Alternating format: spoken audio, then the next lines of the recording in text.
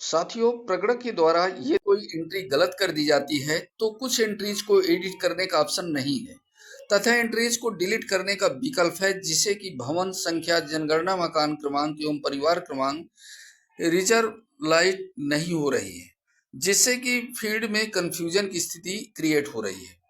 भवन संख्या को संशोधित नहीं किया जा सकता है। इसके विषय में प्रशिक्षण में भी सभी को बताया गया है कि सावधानी पूर्वक कार्य करें। इसके अतिरिक्त सभी नंबर का क्रम ऑटोमेटिक ऐप से निर्मित हो रहा है, उस क्रम से किसी भी प्रकार से भ्रमित न हो। कुछ एचएलबी में इनुमरेटर को डाटा सिंक करने में परेशानी आ रही है।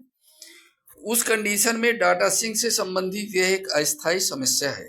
जब इस प्रकार का संदेश दिखाई दे तो प्रगणक तुरंत दोबारा डाटा सिंक्रोनाइज करने का प्रयास करें। समस्या ठीक हो जानी चाहिए।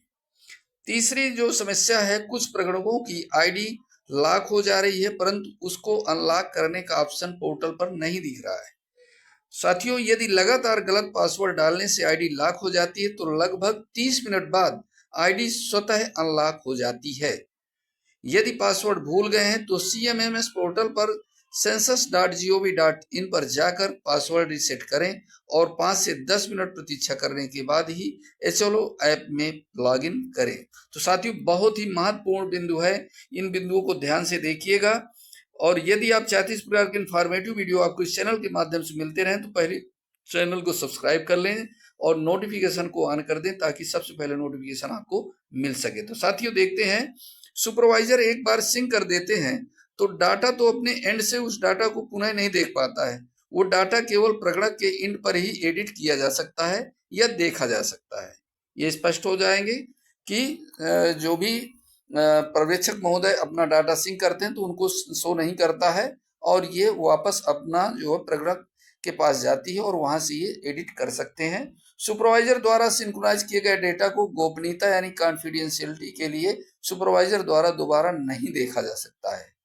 हालांकि चार्ज एडमिन अपनी ड्यूरिंग सेंसस रिपोर्ट में प्रत्येक एचएलबी के हर घर की विवरण देख सकते हैं।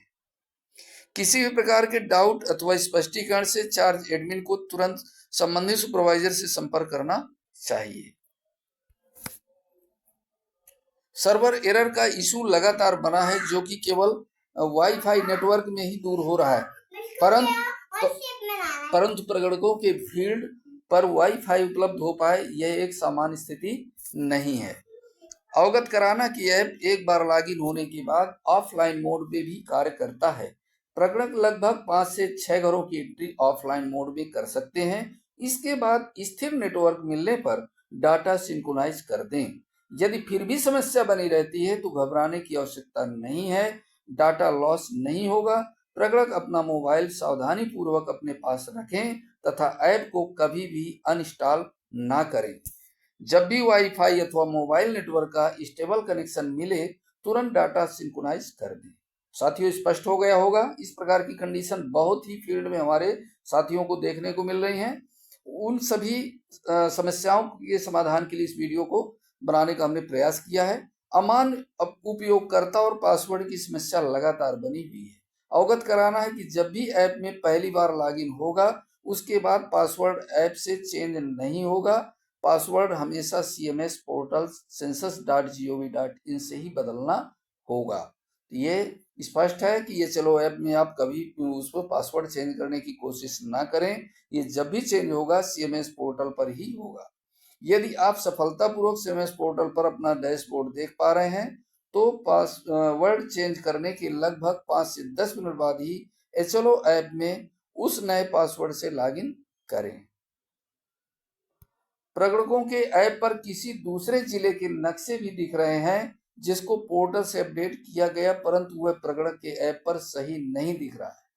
उस कंडीशन में इसके लिए संबंधित HLB CMS HLBC पोर्टल पर जाकर असाइनमेंट टैब सेक्शन में रीजनरेट HLB बटन पर क्लिक करना है। कुछ समय बाद सही HLB दिखाई देने लगेगी। 8वां जो समस्या है, पोर्टल पर HLB के नक्शे में किए गए चेंजेस प्रगणक के फोन पर कुछ समय पश्चात भी नहीं अपडेट दिख रहे हैं। इसके लिए सबसे पहले प्रगणक से संबंधित HLB को CMS पोर्टल census.gov.in से रिवोक करना है। रिवोक करने के बाद लगभग 5 मिनट प्रतीक्षा करें। इसके बाद उस एचएलबी का पुनः आवंटन यानी री अलॉटमेंट करें। इस प्रक्रिया से समस्या का समाधान हो जाता है। तो साथियों, बहुत ही महत्वपूर्ण जो बिंदु थे, 8 बिंदु, जिनकी समस्या हमारे फील्ड के प्रगणक और सुपरवाइजर पर्यवेक्षक साथियों के साथ बनी हुई थी, उन सभी के लिए ये बहुत ही महत्वपूर्ण वीडियो था, जो इस वीडियो को देख करके आप अपनी समस्या का समाधान पा सकते हैं। नए वीडियो के साथ मिलेंगे, तब तक के लिए जय हिंद, जय भारत, वंदे मातरम।